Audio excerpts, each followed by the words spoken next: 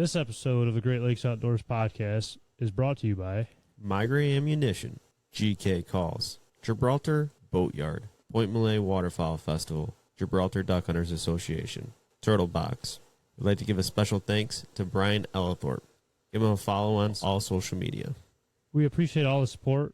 Now let's get to the show.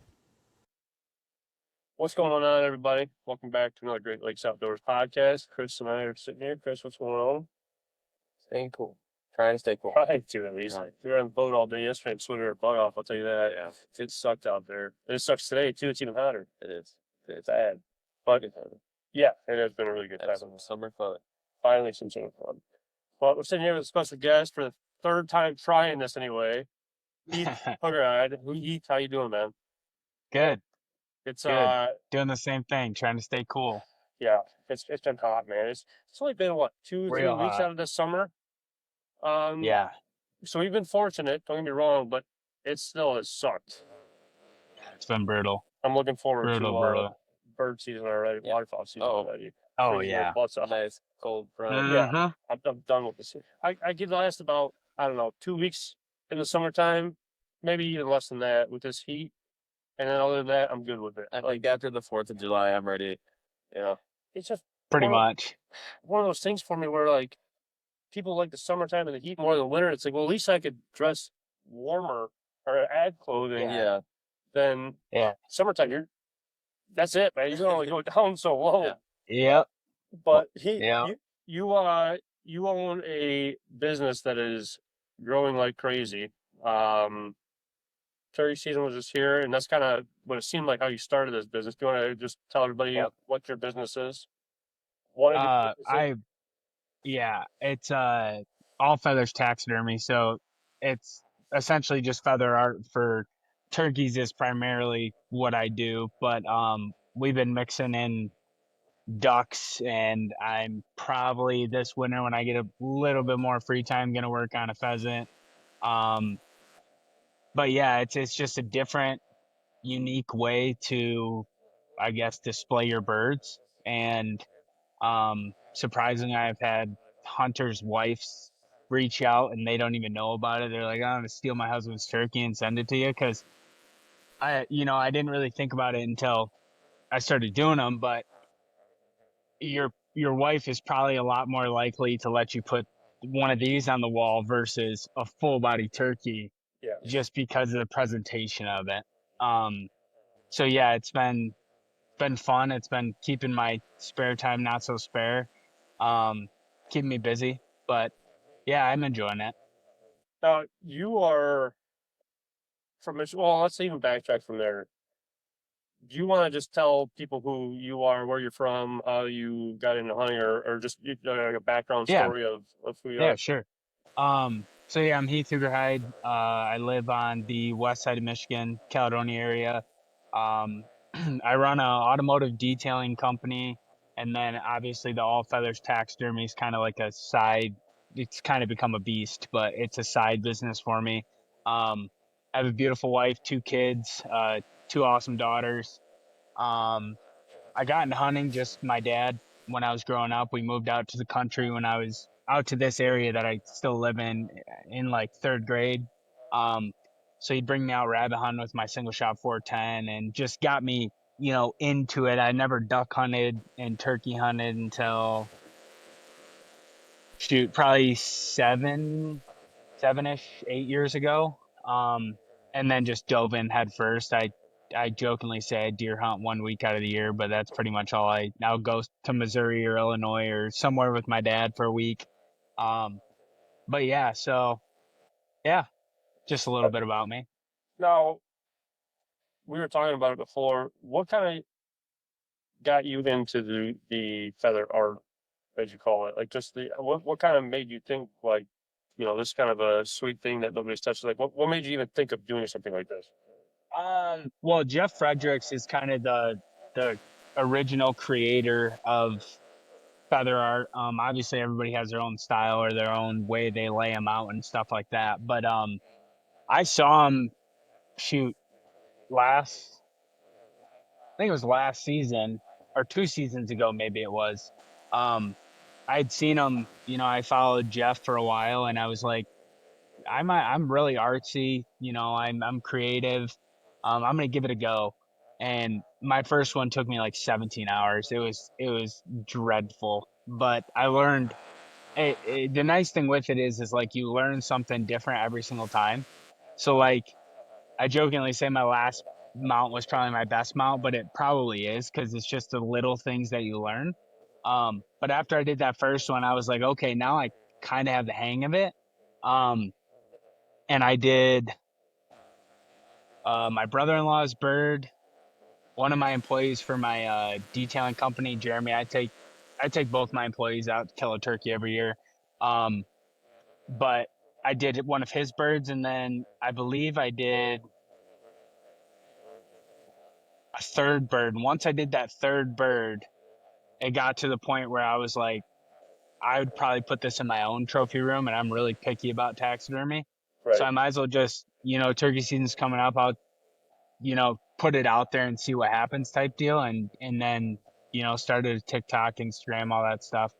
And TikTok's what just took, I mean, I think the first video I ever posted has like 130,000. And that's, I mean, now I have a couple that are, 750,000 views and all this stuff. But, yeah, it was just trying to make the cleanest cut feather art that is out there. And just tweaking it and thought, somebody might cherish this in their trophy room, so maybe I should just throw it out there. So I did. And Right. yeah, now I got like, I think I took in, I don't know, close to 60 birds this spring. Yeah, a couple ducks. As I told you, 3 oscillateds, 3 goulds, some cool ones. It's funny because a lot of people, I'm like the opposite. If I shot like a white wing gobbler, which my wife did this past year, Which is sick. We'll talk about it. I yeah, want to talk about that. yeah, we'll get to that one.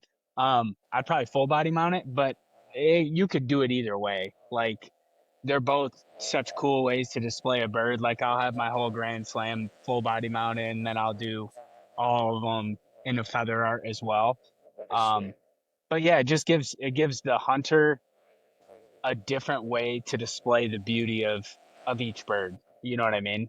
So I would almost say it's like in my opinion, almost like a better way than a full body mount, just because it's like a less, like I don't know, awkwardness like mount in your house. I guess unless you have like an wall or a podium and you have the room for that. It's definitely more like Yeah. welcoming, like for like new people. Like, oh, there's a duck in their house, and then you see that, like, it's like, oh, that's actually beautiful. Right. yeah, I mean, I have people on I call it my spare birds list, where like, my dad's bird, my Eastern, a bunch of my buddies' birds that they obviously all they wanted was a fan, beard, and spurs. So I took the rest of the bird, and I got people that don't even hunt, and they're like, I want one at my house in Montana or wherever. So I'm doing a lot of birds for people like that as well, that are treating it more so as the art aspect than preserving a trophy, which is pretty cool to see. So Now, I don't know if this is too much info on the actual mount itself, but yeah, is it just the back feathers like leading up to the fan that you're using, or how many feathers like on the bird? the whole bird. The whole bird. The Okay. whole bird. Yeah. That's crazy. Yeah, I mean, like the big double wing pieces, like this one, that's like a whole turkey. That's like you're getting to the point where you're like, I don't know if I have enough feathers. So you have to utilize everything. I mean, feathers that most people really wouldn't look at, like the feathers that are behind the fan that no one really ever uses, or there's a pocket of feathers behind the side pockets on a bird that if you get it full body mounted, you're never going to see them. So there's aspects of the bird that you'd never use otherwise. So yeah, but the big ones, you get to a point where you're wondering if you have enough. Yeah, it's got to be almost scary to a point. You got someone got dream bird right there in your hands that like it's on you, man. The last part. Yeah, I feel like the only time I ever get, I wouldn't say nervous, but like super conscious of that fact is when it's like the one I'm working on, the red phase / cinnamon Osceola. I can't go in my back room and grab Eastern feathers because all these feathers are so unique. Right. Same with like the white wing Eastern or the smoky gray I did, or you know what I mean? Like you That's gotta can't be just tough. yeah, it's difficult, but I've gotten efficient at it. I've gotten, a system down where I'm plucking every feather and using as many of them as I possibly can to keep it, super clean cut. If a feather's all damaged, then I'll throw it out. But yeah, That's gotta be tough too, because I've seen yours and I've seen some other people's stuff where maybe they're getting to do it or whatever it is, but it just doesn't look as clean. I guess like the feathers all flowing together with each other, or it kind of just looks too yeah, broken up in my opinion. Just yeah, trying to make it that clean of a, you know, I don't know, taxidermic work. That's got to be tough. yeah. I mean, you got to have an eye for that, right? It's an It artist. is. Yeah, yeah. That's where the creative and artistic side comes out. But at the same time, you got to think like there's full body taxidermists that you can pick the Jeff Nelsons of the world that he's so darn good he's judging worlds versus the people, that your uncle brought his birds to that he paid 150 to get done. So I mean, to each their own. I have people reach out and they're like, I don't get that price. I can get the whole bird mounted for that price. And my thing to them is then to just go do that then. You know what I mean? Like, I'm trying to Keyboard give you warriors, man. yeah, I'm trying to give you the best possible mount I possibly can. And it takes time. It's each placement of each feather is crucial because if you finish the whole thing and something's messed up, you can pick it out pretty easily. So, You gotta love those guys, man. They take time out of yeah, their own day I to know. complain about something that they're not even gonna like. They're not even gonna go to you, which is fine. I Right. mean, they're gonna go a different route, but they're still gonna take Yeah, time out of their own day. They say something about it. Yeah, it's like, 100%. thanks for getting more people to look at this post just because you're Yeah. complaining about it. You know what I mean? Yeah. It's just I don't know. It's Yeah. just funny how No, it all it works. happens all the time. I got a guy that's like, that's not taxidermy. Why does your name have taxidermist in it? Blah, blah, blah, blah. I'm like, chill out. Just go get your turkey full body mounted and we don't have to talk anymore. No, So, is that taxidermist? Like, is that a license? What you do, or like do like other Yeah, people? Like, I how had to does get, that I had to work? get the Michigan taxidermy license. Okay, But that's more so because of, having everybody's bird there and stuff. yeah, Okay, yeah, that's more so like possession limit type thing. Because if like the DNR came to my house right now and they're like, "Oh, you have 55 turkeys in your freezer," right. That like, might give you yeah, some red flags there. Yeah. yeah, some issues. So yeah, I have to, take everyone's license even if they're out of state. I gotta document everything. Which isn't that bad. I mean, most people just send like a copy with their bird or whatnot. But yeah. So That's I had to get the taxidermy license, which you renew like every 3 years or something like that. But how hard is that to yeah, get for people like that? Maybe want to get into taxidermy. not hard at all. I mean, you No. just send a check to the DNR for I think it was like $130. It was super easy. Um, but yeah, it's not bad. And then who's to say I might start doing full body birds? I probably wouldn't do ducks. I'd probably focus on turkeys. But yeah, I mean, I feel like you never turkeys would know. be tough. I feel like they're just like the It full would body. be. Man, that'd be tough. I love a challenge though.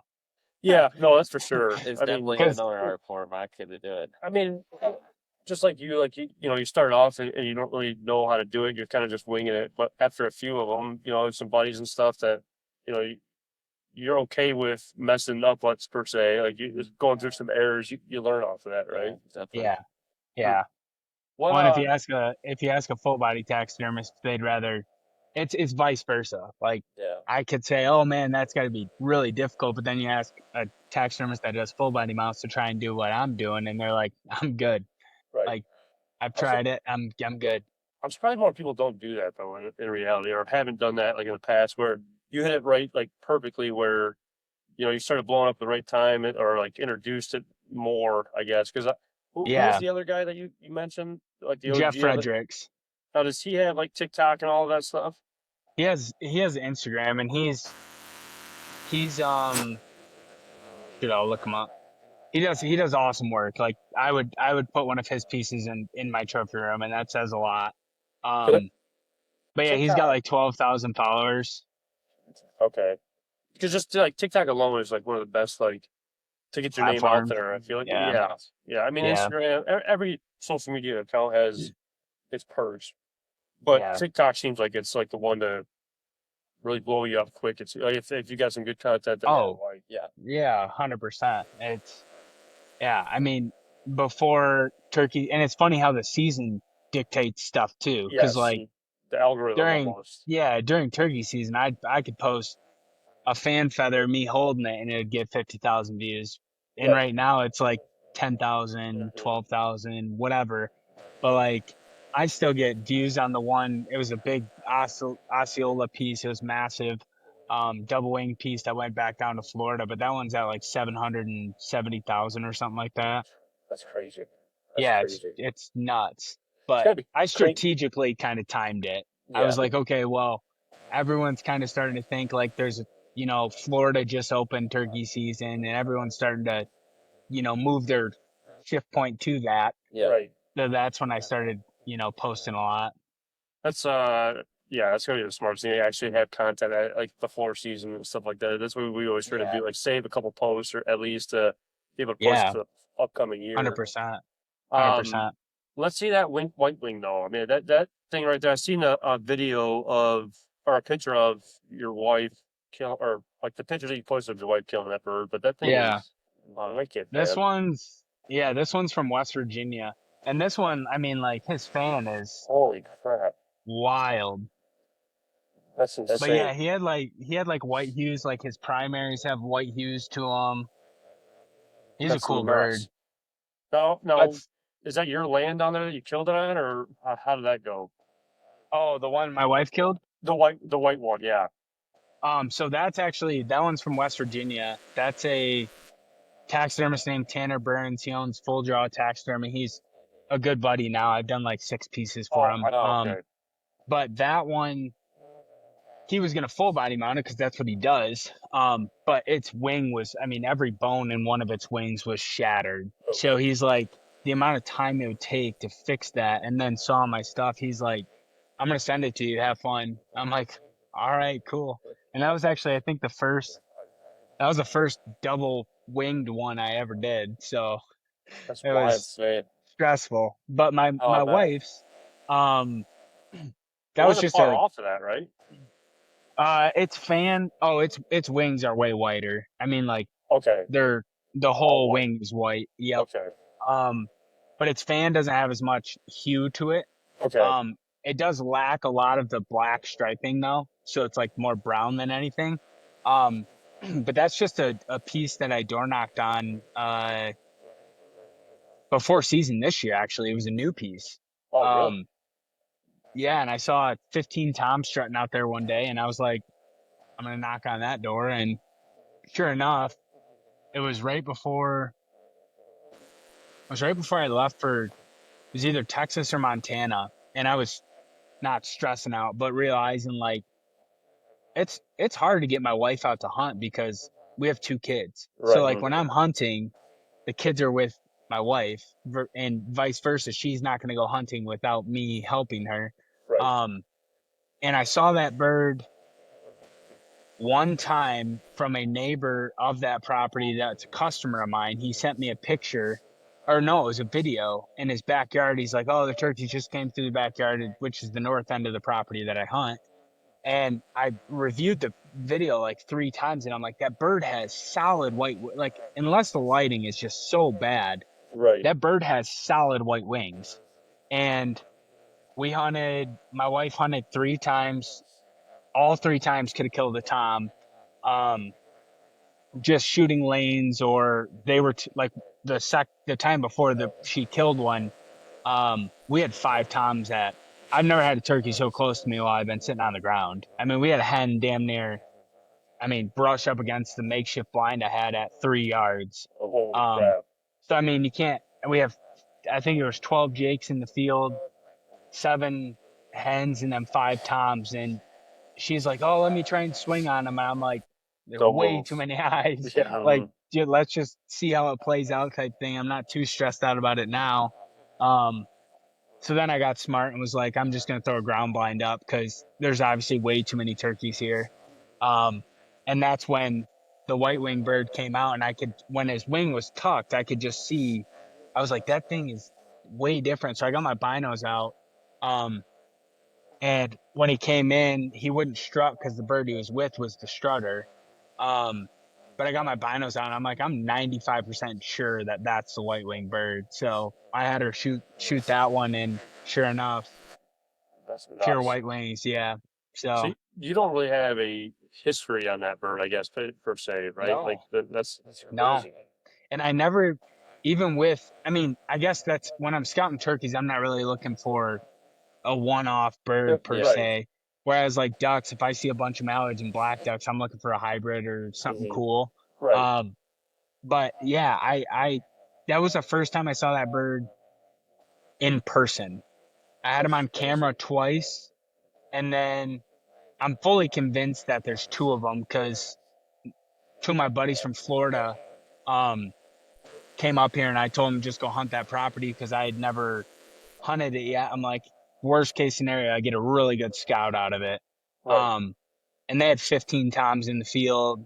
They had 3 at the decoy. I mean, they said it was so much of a fiasco. Like, there's a tom mounting the lay down hen, and the guy trying to film it didn't even notice he's filming 3 others coming in, and he's like, I was gonna shoot the one on the hen, but I knew you weren't filming him because I could see the lens. But they got one on film coming to the decoys that had all white wings, but the middle of his fan had a really white hue to it. And my wife's didn't. So I can't confirm it, but I think there's 2. I wonder what that is. You think it's just a genetic thing in that area? That's crazy. Don't know. That's No. I'm sending the tongue to what is it, Wild Turkey DNA or whatever. They contacted me and were like, hey, can we get the tongue or whatever and do some testing on it? I'm like, yeah, that's fine. They sent me a kit and everything, so we'll see. I don't know if it's just a Lewistic trait it has or whatnot, but there's no farms over there with turkeys on it, so I don't know. It'd be really you know what I interesting mean? to find out, the results of that. I feel like Yeah. even if there was a farm turkey, like a pure white farm turkey, it wouldn't be that like Easternish, I guess. I feel like it'd be a lot more white than the other way around. I agree. There was a lot of white turkeys this past spring that were shot all over the country, it seems like. Yeah. For whatever reason, it seems like a couple. Yeah. And my buddy from Florida, so the hunt that I just told you about where they saw all those birds coming in, he ended up missing a bird at 25 and then shot again at 35, only loaded 2 shells. So when they were done hunting, and he was going for his Grand Slam too. Dustin's his name, and he texted me at the end of the season. He's like, hey, I need my Eastern. I still have a Michigan tag. Can I come back up? I was like, work's so busy for me right now. I can't physically hunt with you, but I'll go scout. I'll go find the birds, and I'll put you where I think you should be. And there was a piece that's the way the crow flies, maybe 3-4 miles from where my wife killed hers, and he killed another one. Oh wow! White wings. Really? And I'd never seen that bird either before. So weird, man. But before this season, I had never seen a color variation turkey, and this year I saw 4. Wow. Yeah. I don't know if I've ever seen one over here.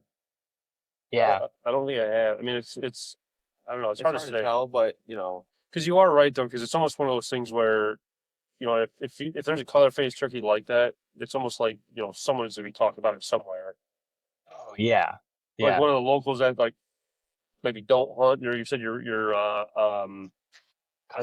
customer was sitting there like looking at. I mean, it obviously stands out way up like more than the other ones do. You'd think someone would be saying something about it.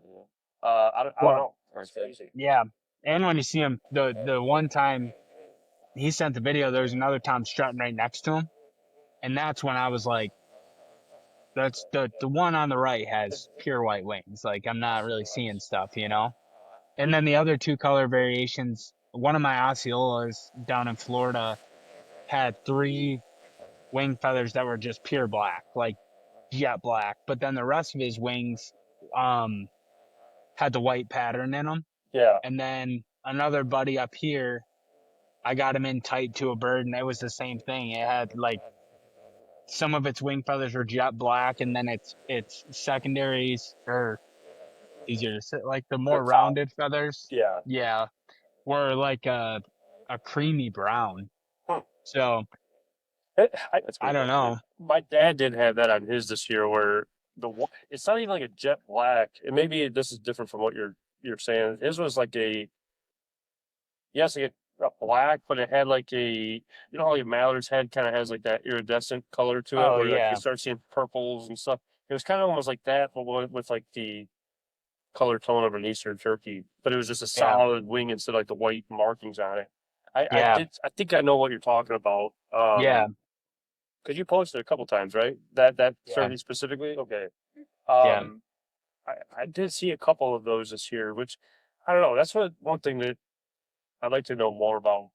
I don't know. I don't even know if you can learn more about like that kind of stuff, because it might lead you that. Yeah, we definitely, next time we see Jen from NWTF and some of that directing. Yeah, it's crazy to see all the new colorations, I guess, from previous years compared to like way back, since we were growing up, I guess. And is that because the population's growing, or someone's probably gonna blame it on global warming?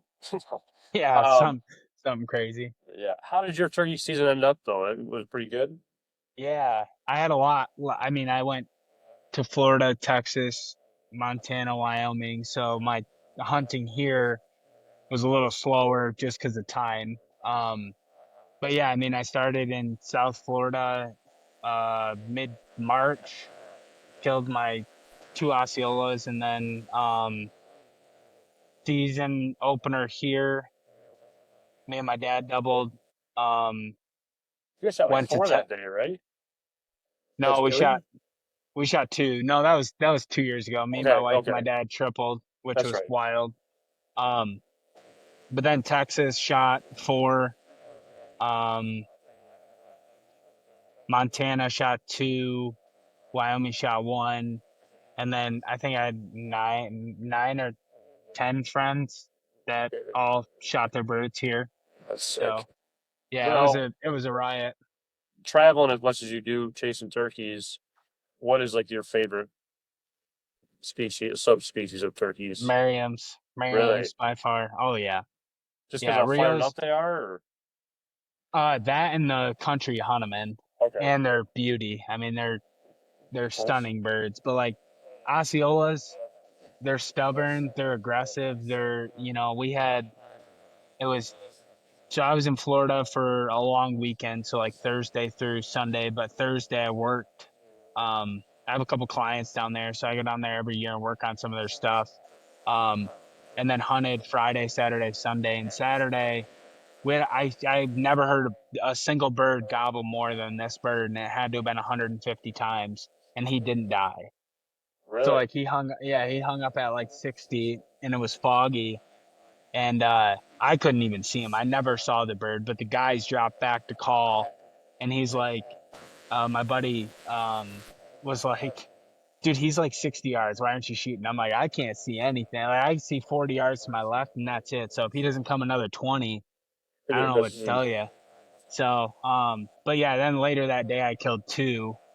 But Texas was hot, really freaking dry heat. Birds everywhere though. I mean, I wasn't sitting for an hour and a half off the plane and killed the first one. And then the next morning we set up on a tom that we roosted, but then had another tom come in first. So I blew him up, threw him in the truck, sat back down, and the tom we were hunting came in an hour later, shot him. And the next morning shot one at 7 a.m. It was ridiculous. But Montana, I think Montana is a state that I might go back to every single year. Just because of the views and everything. I mean, you talk about, I think I did the math. I put on like 23 miles, 22 and a half, 23 miles on my boots in 2.5 days. So, I mean, I was sore as all get out. And not to mention, it's not like flat. So, I Right, mean, you're right. climbing 5,000 feet, 4,000 feet up these mountains, calling down into every valley ravine. Um, but not only the bird's beauty, but like just I had a hunt. The last bird I killed in Wyoming, in Montana, will go down. It's not even getting full body mounted. It's not. I saved the feathers and stuff, but um, it's a hunt I'll never forget Tell us ever. about it. What happened? Like, well, so there's a piece of state land. Um, and mind you, Montana and Wyoming. I completely just hopped on a plane with a gun and went. I had Right. buddies that sent me pins and stuff like that. Um, but no, it was my first day in Montana. I mean, it felt like 2 days because I was up, 3:30 in the morning until Right. whenever. But I was door knocking, bunch of no's because the people were renting property or they didn't live there, they didn't know who to ask, this type of thing. Um, so I roughed it on public, didn't hear anything in a couple spots, and found a landlocked piece of public that essentially I just needed to knock on one door to see if I could cut through his property to get to that piece because I figured it's probably not touched as much as all the other public around here because you got a door knock just to get to it. Right. That guy wasn't home, so I went across the street. Old guy named Dwayne. He owns like 900 acres. Um, I knocked on his door. I was like, hey, do you know? I forget the guy's name, but I had it on X. I was like, do you know so and so? Like, I would really like to get to that public piece to hunt some turkeys tonight. It was like 4 o'clock, and Dwayne said, why are you going over there? Why don't you just hunt my property? I'm like, all right, like, cool. Like, I didn't expect to really ask you, but, It's funny and how I did, and I didn't even ask him. He was just like, yeah, go for it. Um, so he said, hey, take that 2-track down. Um, there's a white shed on your left. Just park by the shed and walk up to that first pasture. They come right back, past that pasture to roost every night. And I'm like, all right, cool. So I parked the car, the rental, grabbed my gun, and it wasn't 12 minutes, and I had a turkey dead. Oh, no shit. I literally walked the 2-track, and there was a ravine off to my left and the pasture out in front of me, and I just caught a glimpse of a hen, doing Making her way through. just walking in this tall grass. So I literally just sat there, and 4 toms come walking out right into the 2-track. So Jeez, I picked please. one shot. I thank God I loaded my gun because I was like, I need to get back to that pasture. Shot that tom. That's the one I'm gonna mount just because he's like pure white. That's sick. But after that, I got up to the top of his mountain, which I think was 4,800 feet up or something like that. Sure. So I got up to the top and was just calling in all the bottoms, and it was I probably got up on top at like 5, and I called down the first one. I got 2 to gobble, so I set up on them. And while I was calling at those birds, one behind me gobbled, and I'm like, okay, well, I don't know whether to turn around and look up a hill or stay where I'm at. So I just shut up for a minute and kind of let turkeys be turkeys. Gave it 20 minutes, nothing showed up. So I ended up going back to the top to try and get over, to see if I could locate that other bird. And he was on top of the mountain. He was 60 yards. I probably could have shot him, but it was pretty open where I was at. But I let him walk off. And he went down on the neighbor's property. So I walked a little bit further, called a couple more times. It was like 7 o'clock. I start walking back, and I can't tell you if it was the same exact turkey, obviously. Right. But on my way back, I'm just calling. I struck this bird I did the pin on Onyx because I know he was on the opposite ridge, and it was probably 750, 800 yards. And I heard Jesus. the soft gobble. And I was like, man, like, it's 7. I got an hour. Wouldn't it be something if I called him down up the ridge I'm on, through a fence and straight into my lap? So I just kept calling, and probably 10, 15 minutes later, I saw him at 200 yards strutting in this opening on the other side of the fence. So I just stayed on him, and I wish I set up my tripod and everything trying to film it, but there was no good tree to sit on, so I tucked into the side of a bush so that I could peek through the bush and shoot. But when he came across, I got him through the fence. He came across the pasture, just hammering the whole way, strutting back and forth.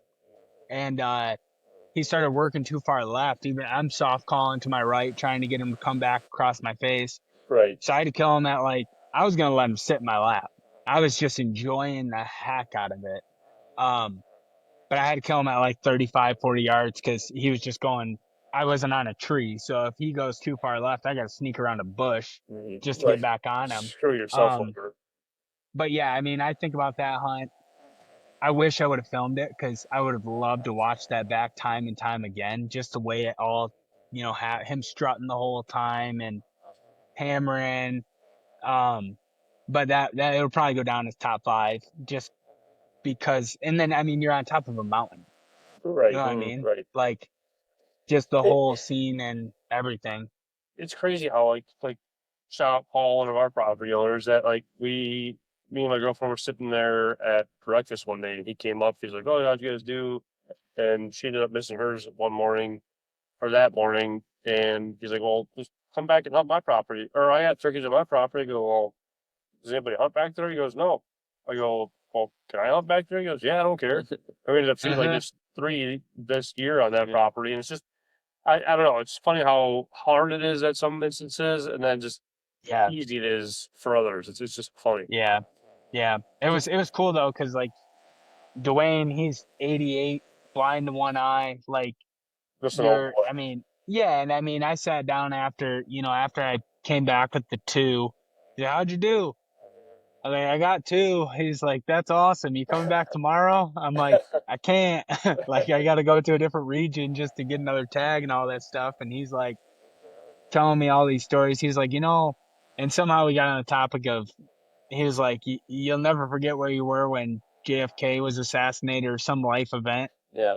And I was like, well, I wasn't even alive. But he's like, I was walking back up to the house with 2 Merriams over my shoulders, and my wife told me. And just having conversations with him and hearing his stories was just as cool as the hunt. You know what I mean? That is one of probably the best things, is just hearing stories from the past and what they went through or what they did, or just picking up the maybe even tips that they had back in the day. Yeah. But it's hard though when you have a property owner tell you hey, you just go back there, they're back there every day, and it's like, all right, are they, or is that just when you're kind of paying attention to them? What is that, the truth or what? And then it actually happens that way, and it's like, holy crap, that guy was that old man that he knows. Yeah, that old man he knew. yeah, that I didn't think anything of, or thought he was kind of crazy. Not to be rude, but he was right at the end. I don't know, it's nuts. Yeah. Makes for a good time. So when you're out there, I know the beards are shorter. It seems like anyway. Yeah. I mean, how are the spurs? Oh, they are. Oh, they don't. The one I'm getting mounted is slick leg. Really? He don't even have spurs. That's the one above Chris. I shot that one here. That one was a slick leg too, which is as weird as it could get. No, for an Eastern here, I guess I've only seen a handful of others. No spurs on it. No, not even a scar where you beat it off at. Yeah. No. Yeah, that's the other 2 I shot. One was 1/2 inch and one was 3/4 of an inch.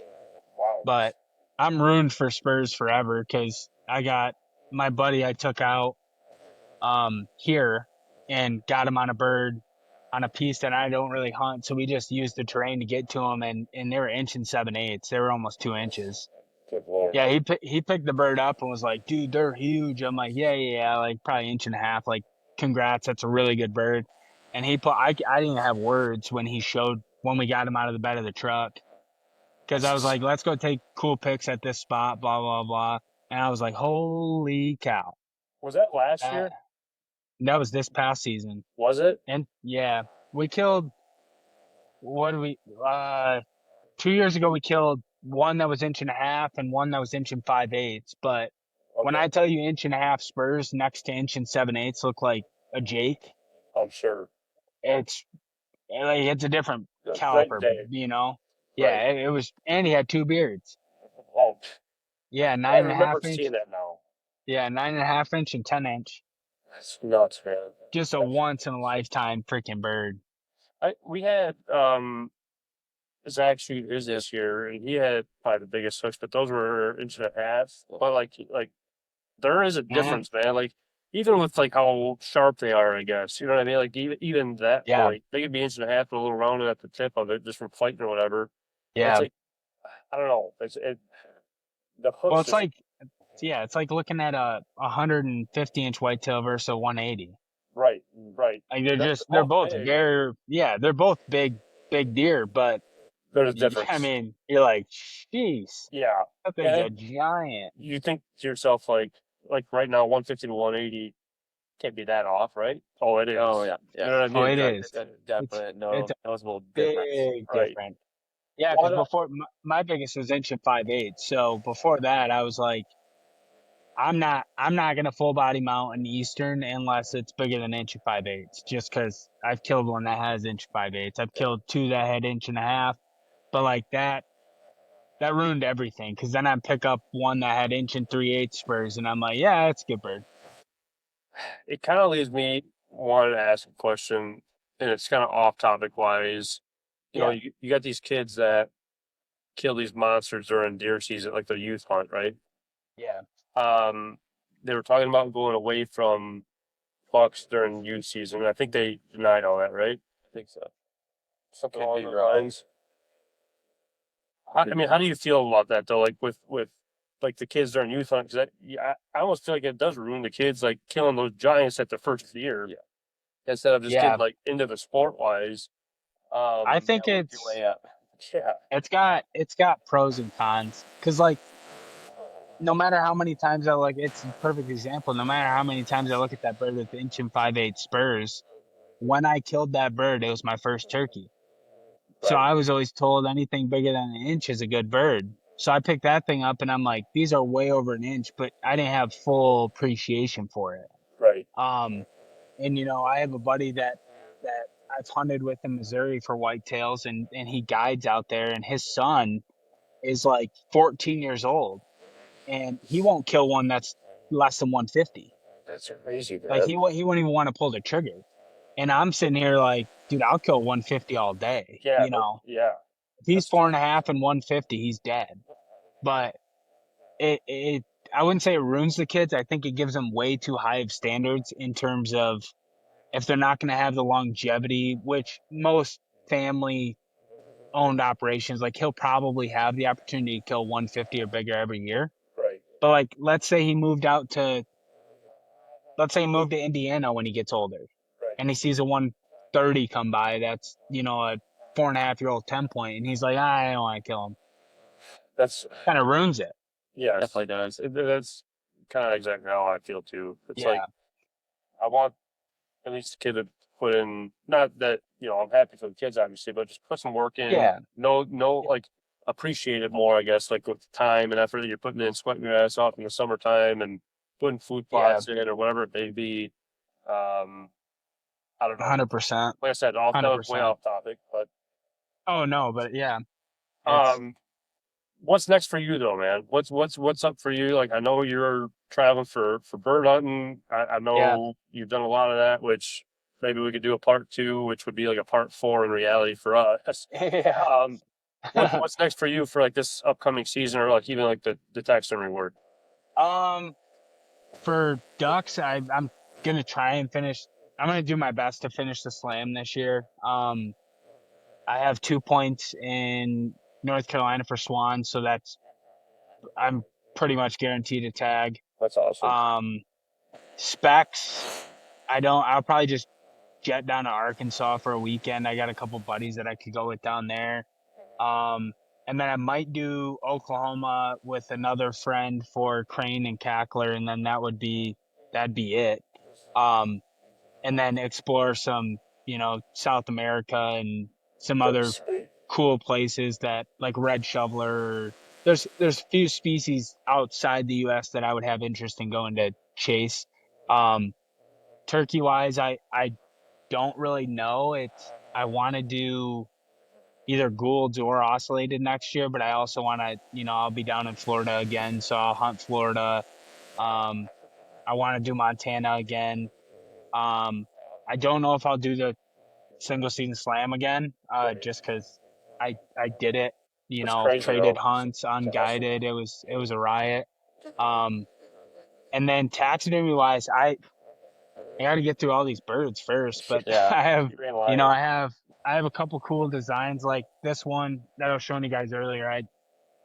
I've sold a lot of these, which is just, I do slam sets. So like I have these all need frames, but like the Merriams, That's sick. Rios, and then his oscillateds his Osceolas right here, where you just add the wing feathers on the side. But I've sold a bunch of those, just people that want like a representation of all four species type thing. But I have a couple other designs that I want to Try out. mess with ducks and turkey wise. Like I've always wanted to do a green wing teal, blue wing teal, and cinnamon teal all in one piece. Just stuff outside the box that no one's probably going to try. Right.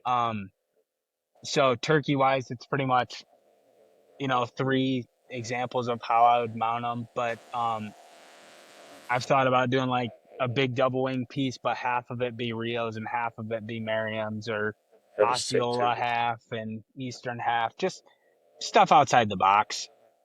That gets me excited to do it. You know what I mean? What is it? 4 or 5 subspecies? 5? 6 subspecies. Yeah. That would be sick to have like like the fan, like you have like your, I don't know, percentage of like that whole frame behind you, like all of the different, like that, like from this point of the fan, have the Eastern that shoots up, and that's all Eastern feathers, and then you got, so on and so forth throughout the whole fan. That would be sweet to do. Yeah. The only reason it throws it off is because of the damn Osceola. The length and stuff. Well, and the Osceola, because it's like an outlier of like you have to incorporate the wings, because that's like an Eastern and Osceola is like not much. Yeah. There's not much difference in terms of colors, so you have to get the wings in there. But I've got a guy sending 2 Goulds and he only wants one of them back. So I worked out a good deal for him just to be able to keep a full Gould. Yeah. Right. And some oscillateds that I'll probably be able to get a fan feather off of. Just because most of them, like obviously Eastern Rios, Merriams and Osceola all have 18 fan feathers. And I hate having an even number in the fan, because then it doesn't look like it's like 2 centered feathers in the middle. Right. And there's sometimes where I have to do it due to damage in the bird. But typically I take one out anyways, just so there's one centered. And same with Gould's, has 20 fan feathers, so I'll take one out of there. And I want to do a piece with all 6 in one piece, with just the one fan feather and then their body feathers behind it. But I need the parts. Right, you know what I mean? Like I can't. It's like trying to change your brake pads without brake pads. It doesn't work. Yeah. How many ducks would you take in this year? I haven't even thought that far ahead. I'll probably take in 15, 20 maybe. I mean, because there's also a select amount of people that will actually want this done. You know what I mean? Like I have a guy talking to me he's got a trip to Alaska, and asking about, sending Harlequin and Barrows and Scoters, and yeah, I'd love to do them all. But there's also ducks that, in my personal opinion, there's all the yeah. Well, it's not even that. It's like the color of the bird. All the color is in his head, like a king eider. I had Jeremy Ullman say, "Hey, I'll send you a Drake King." I'm like, I'll be the first one to tell you, yes, that'd be cool, right? You worked on a king eider, but it's all black and white minus the head. Yeah. Right. So like for a bird like that, or like a Barrow's Goldeneye, it's like I would rather see you get a full body mount and have the full bird represented, Same with scoters. And most of the birds that is the case for, the hens would look really cool. Like I want to do a hen king eider because all the brown variations. I have a hen common eider coming up. Old squaw, harlequin, two pintail, and I think that's all of them. I want to do a mottled duck really bad. I want to do mottled mallard and black duck all in one. There's just so many things you could do with it. Yeah. You could do half hen, half drake. You could do, I mean, really, it's limitless on what if you can think of it and think of how you would lay it out and how you'd finish it so everything's covered, you can do it. Yeah, that's. It's a learning curve. Yeah. Yeah. That'd be sweet. Look like sweet as hell here. Well, where can people find you at? Like with the taxidermist word? Just Instagram, TikTok. It's just All Feathers Taxidermy. I'm on Facebook too. But primarily TikTok and Instagram is where I mean, all my stuff from Instagram goes to Facebook too. But I just post as I get things done. And the one-offs that, are available for sale. Like I did this one the other day with my 4.5-year-old of a Rio's and a Merriam's comparison. That's sweet too. Just little stuff like that where I'm in between birds or something like that. And I'm like, well, I've been thinking of this. Let's just try it. Yeah, and I have the feathers for it. I've got the amount of people, like I got a guy down in Florida. His name's Roy. He's sent me probably 20, 30 fans to work with. And I'm like, dude, you're going to get a one-of-one. You're going to get a one-of-one feather art from me. And I'm not telling anybody what it is until it's done. But, it's like, it's super cool to have people reach out like that. Cause like I said, I mean, I shot 10 toms this year. Right. And I obviously want one of my Merriams and one of my Rios is getting full body mounted. But I have my Eastern that I'll use as a spare. One of my Osceolas, two of my Rios, it would, just the community around, like people that actually appreciate it and would spend their money on it. Right. It's awesome. So, and the stories you hear, like the one I just finished was a little girl in Florida killed her first turkey. And I'm like, that's sweet. Like she's gonna look at that forever. Yeah. So, yeah. Well, yeah. I appreciate you coming on here. We'll have to get another one with all the ducks and the stories and all of that, man. Closer to waterfowl season, we'll get you back on. Yeah. I appreciate I'm already looking forward to it. Yeah, me as well. And getting out of this heat, I promise you that. But I appreciate you coming on, man. I appreciate you spending the time with us and finally it working out the way it did. Yeah. And we'll definitely stay in touch and maybe get some feather art for or some all feather art for the room in here to show it off and get more people involved with you. You got to put one back there for sure. Yeah, we got you, man. We got the room for you. Yeah. So I appreciate it, Heath. Chris, I appreciate being here. I appreciate everybody tuning in on this week's podcast. And until the next one, see you, man.